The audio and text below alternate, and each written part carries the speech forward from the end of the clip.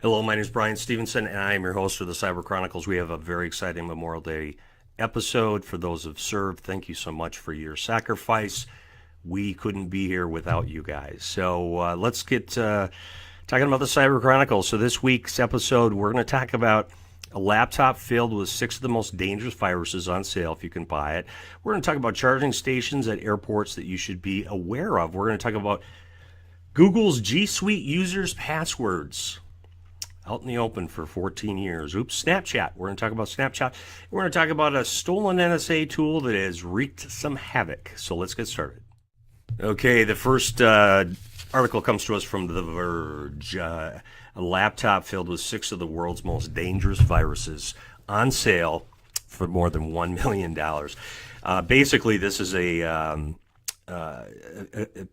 art. They're calling it art. Persistence of Chaos. Created by internet artist Zhang Odong. A piece of art, or an ordinary laptop filled with 6 of the world's most dangerous pieces of malware. It says you're perfectly safe as long as you don't plug it in or turn it on or hook up your Wi-Fi to it. Okay, so what are you going to do with it? The fantasy that these things come in computers are actually affect us, but this is absurd, says Geo. Weaponized viruses that affect power grids or public infrastructure can cause direct harm. So it's a Samsung 14 gig laptop.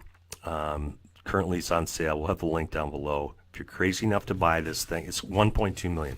If you want to buy something for 1.2 million, I've got a lot. I can sell you a lot of laptops for 1.2 million. I give you a heck of a deal. I'll give you 2 laptops for $1 million. How about that? Anyway, absurd article, but it was shared a lot on the internet, so let's move on. Okay, another scare article. This one's coming to us from New York Post. Oh, that's surprising. They never have scare articles. That's sarcasm, by the way, if you can't hear it dripping. Why you should never use a phone charger at an airport. Basically, they found us a cybersecurity expert. By the way, everybody is a cybersecurity expert today. People with been doing this for 6 months are now quote unquote cybersecurity experts. But this person, according to research from IBM X Force survey, which I'm not familiar with, the transportation industry is the second most attacked vector in 2018, moving up the ranks from 2017. So, according to this report, cyber attackers are looking for new techniques to hack devices. And this expert said the USB power cord plugging into a station may cost you because they may be embedding malware or downloading information on your iPhone. And they use the analogy, plugging your USB port is like finding a toothbrush on the side of the road and deciding to stick it in your mouth. I'm not sure why that has any relevance at all, but apparently they want to make it a disgusting comparison. So anyway, anything that's free, be careful of it. Free Wi-Fi, free anything. And there's nothing free in this world. We all know that. Buyer beware, trust no one, and you'll be fine. I think that the chances of this happening, just people are just so far remote. But, anything's possible. So let's move on. Okay, Google, oopsie. After Facebook and Twitter, Google becomes the latest technology giant to have accidentally stored its users' passwords in unprotected plain text. How can this even happen? In a blog post published Tuesday, Google reviewed its G Suite mistakenly stored unhashed passwords for some of its enterprise customers on servers for 14 years because of a bug.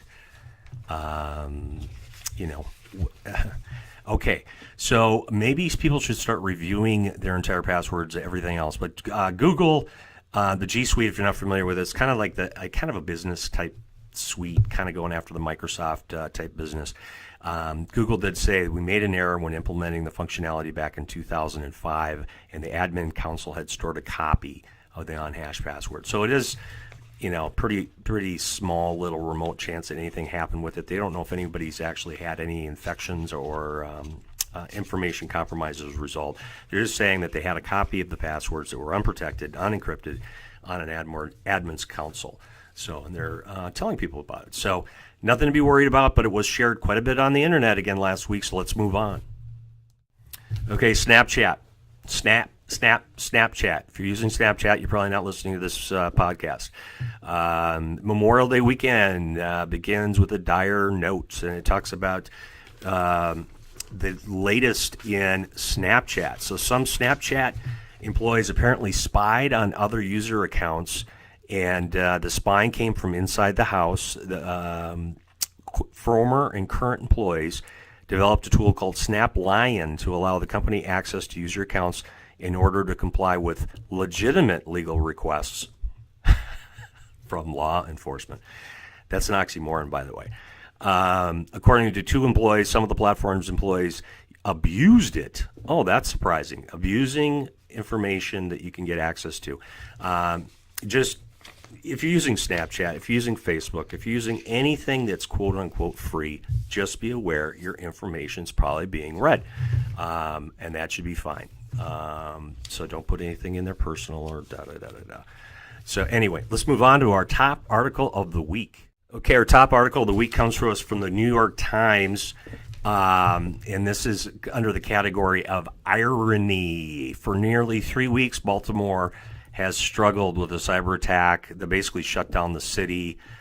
Email, disrupted real estate sales, health bills, water bills, alerts, all kinds of stuff.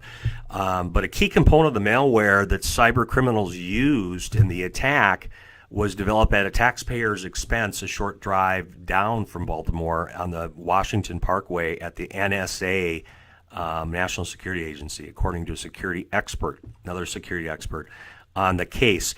So the NSA lost control of the tool in 2017. It was internally called Internal Blue. It's amazing how much information we know about these quote-unquote secret tools that are being released. You cannot control a tool. It gets out in the wild. That's what always happens, And so I just find it ironic that a tool the NSA built is being used against us. And on the same weekend, on Thursday, the U.S. government indicted Julian Assange, WikiLeaks, for violating the Espionage Act, the first time in history that the U.S. has ever charged a publisher of sensitive information rather than the person that leaked it. So I guess, Watergate, Woodward would have been sent to prison for that information getting out under this quote-unquote, approach to the espionage law. So privacy as itself is under major attack, and First Amendment rights are under major attack right now in the United States. So that's it for this week's episode. If you liked it, as always, please hit the subscribe button. We thank everybody so much for listening to us every week. As always, stay safe and be careful.